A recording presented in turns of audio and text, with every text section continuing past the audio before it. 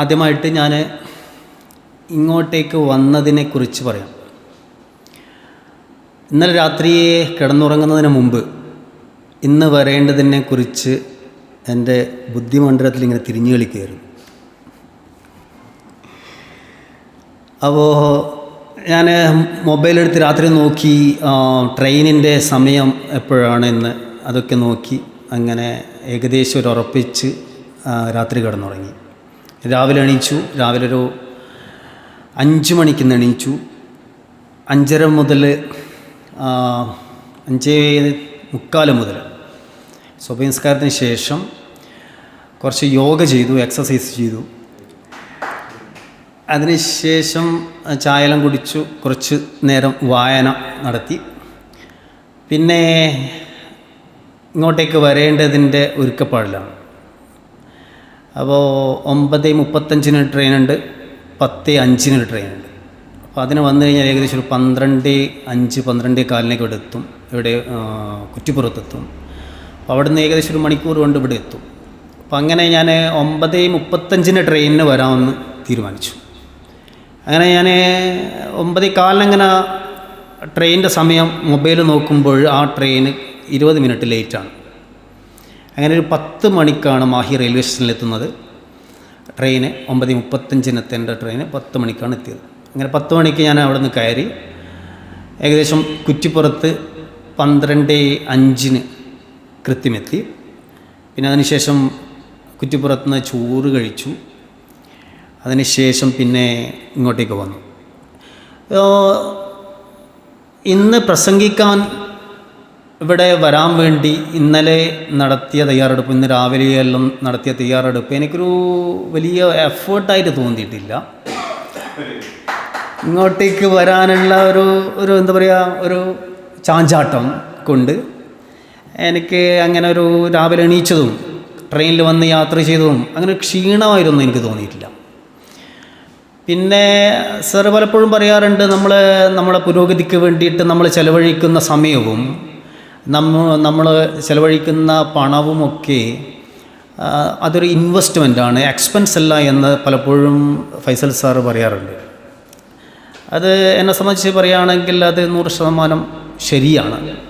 അപ്പോൾ കുറ്റിപ്പുറം ഇറങ്ങിയിട്ട് വളാഞ്ചേരിയിലേക്ക് ഞാൻ ബസ്സിന് വന്നു. അങ്ങനെ വളാഞ്ചേരിയിൽ നിന്ന് അവിടെ നിന്ന് നെടുങ്ങോട്ടൂർക്ക് ബസ്സിന് വന്നു. നെടുങ്ങോട്ടൂർ റോഡ് അവിടെ ജംഗ്ഷൻ ഇറങ്ങിയിട്ട് ഞാൻ അവിടെ നിന്ന് ഓട്ടോയ്ക്ക് വന്നു ഇങ്ങോട്ടേക്ക്. അപ്പോൾ ഞാൻ ജസ്റ്റ് ഒന്ന് അവിടെ അന്വേഷിച്ചു, എവിടെ വളാഞ്ചേരി ബസ് സ്റ്റാൻഡിൽ അന്വേഷിച്ചു. അപ്പോൾ എന്നോട് പറഞ്ഞ് ഞായറാഴ്ച ഒരു 10:10 ഒരു ബസ്സുണ്ട് ഇങ്ങോട്ടേക്ക്, അത് ഞായറാഴ്ച ഉണ്ടാവാറില്ല, അതുകൊണ്ട് ഇന്ന് ഉണ്ടാവില്ല. അതുകൊണ്ട് നിങ്ങൾ നെടുങ്ങോട്ടൂർ റോഡ് ഇറങ്ങിയിട്ട് അവിടെ നിന്ന് ഓട്ടോയ്ക്ക് പോകുന്നതാണ് നല്ലതെന്ന് പറഞ്ഞു. അങ്ങനെയാണ് ഞാൻ നെടുങ്ങോട്ടൂർ റോഡ് ഇറങ്ങി അവിടെ നിന്ന് ഇങ്ങോട്ടേക്ക് ഓട്ടോയ്ക്ക് വന്നു, ഇവിടെ വന്നിറങ്ങി.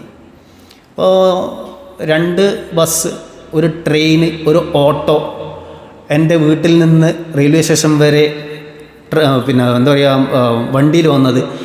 ഇങ്ങനെ ഒരു 6-7 വാഹനത്തിൽ മാറി കയറിയിട്ടാണ് ഇവിടെ വന്നത്.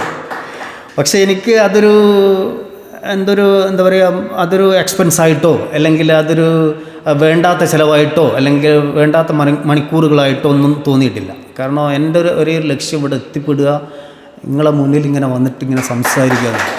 ഓക്കെ, അപ്പോൾ ഇത്രയും കാര്യമാണ് ഇങ്ങോട്ടേക്ക് വരാൻ വേണ്ടിയിട്ട് ഞാനെടുത്ത കാര്യത്തെക്കുറിച്ച് പറയാനുള്ളത്.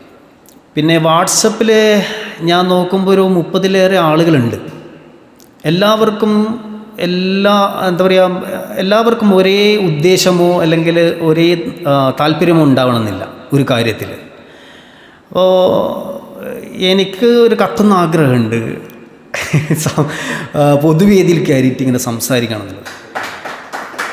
അപ്പോൾ അതിന് വേണ്ടിയിട്ടാണ് ഞാൻ സാറിട്ട വോയിസ് അല്ലെങ്കിൽ മാതൃകാ പ്രസംഗം ഇട്ട് കഴിഞ്ഞാൽ അത് പ്രാക്ടീസ് ചെയ്യാൻ വേണ്ടിയിട്ട് എന്തായാലും ഒരു അരമണിക്കൂർ അല്ലെങ്കിൽ 1 മണിക്കൂർ, എന്തായാലും ഒരു 2-3 മണിക്കൂറിനുള്ളിൽ എന്തായാലും ഇടണം എന്നുള്ള നിയത്തോടു കൂടിയാണ് ഞാൻ കഴിഞ്ഞ 2 ദിവസങ്ങളിൽ എൻ്റെ ആക്ടിവിറ്റീസ് അതിലിട്ടത്. തുടക്കത്തിൽ തെറ്റുകളെല്ലാം സംഭവിക്കും. അപ്പോൾ സ്വാഭാവികമായിട്ടും നമ്മുടെ ജനങ്ങൾക്കുള്ള വിഷയം ഞാൻ കണ്ടതെന്ന് പറഞ്ഞു കഴിഞ്ഞാൽ തെറ്റിപ്പോകുന്നുള്ള ഭയം, ആളുകൾ എന്ത് വിചാരിക്കുമെന്നുള്ള ഒരു തോന്നൽ, ഇതൊക്കെയാണ് പുറകോട്ടടിപ്പിക്കുവാനുള്ള ഒരു കാര്യമായിട്ട് എനിക്ക് തോന്നുന്നത്. അപ്പോൾ ആളുകൾ എന്തോ വിചാരിച്ചോട്ടെ, നമ്മൾ പുരോഗതിക്ക് വേണ്ടിയിട്ട് നമ്മൾ ആളുകൾ വിചാരിക്കുന്നത് നമ്മൾ വിചാരിക്കാൻ തുടങ്ങിക്കഴിഞ്ഞാൽ നമുക്ക് ഈടെത്താൻ പറ്റില്ല. അപ്പോൾ തീർച്ചയായിട്ടും എനിക്ക് പറയുവാനുള്ളത്, എല്ലാവരും ഈ ഒരു കല അഭ്യസിക്കാൻ വേണ്ടി, ഈ കല സ്വായത്തമാക്കാൻ വേണ്ടി നല്ല പരിശ്രമം നടത്തി നല്ല ഓഫ്ലൈൻ പ്രാക്ടീസോട് കൂടി ചെയ്തു കഴിഞ്ഞാൽ മാത്രമേ നമുക്ക് വിചാരിച്ച പുരോഗതിയിലേക്ക് എത്താനാകൂ എന്നാണ് എനിക്ക് പറഞ്ഞു വെക്കാനുള്ളത്. അപ്പോൾ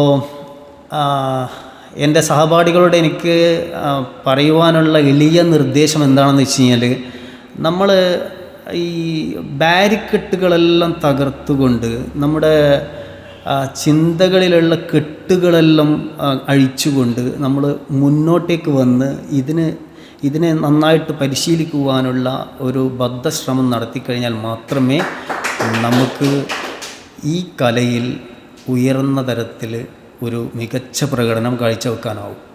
അപ്പോൾ എൻ്റെ പ്രിയപ്പെട്ട ഗ്രൂപ്പിലെ സഹപാഠികളോട് എനിക്ക് സ്നേഹത്തോടെ പറയുവാനുള്ളത്, നിങ്ങൾ മുന്നോട്ട് വന്ന് വാട്സപ്പിൽ നന്നായി പ്രസംഗിച്ച് തരുന്ന നിർദ്ദേശങ്ങളെല്ലാം അതേപടി സ്വീകരിച്ചുകൊണ്ട് ചെയ്തു കഴിഞ്ഞാൽ തീർച്ചയായിട്ടും അതിലുപരി ഇവിടെ വന്ന് ബ്രൈറ്റ് അക്കാഡമിയിൽ വന്ന് ഓഫ്ലൈനിൽ ഇങ്ങനെ നിന്നുകൊണ്ട് സംസാരിച്ച് നമ്മുടെ ബോഡി ലാംഗ്വേജും നമ്മുടെ എല്ലാ വേലിക്കെട്ടുകളും തകർത്തുകൊണ്ട് എല്ലാവരെയും കണ്ണുകളിൽ നോക്കി സംസാരിച്ചുകൊണ്ട് പ്രസംഗകലയിൽ പ്രാവീണ്യം നേടാൻ പറ്റും എന്നുള്ളതാണ് എനിക്ക് നിങ്ങളുടെ മുന്നിൽ നിർദ്ദേശിക്കുവാനുള്ളത്.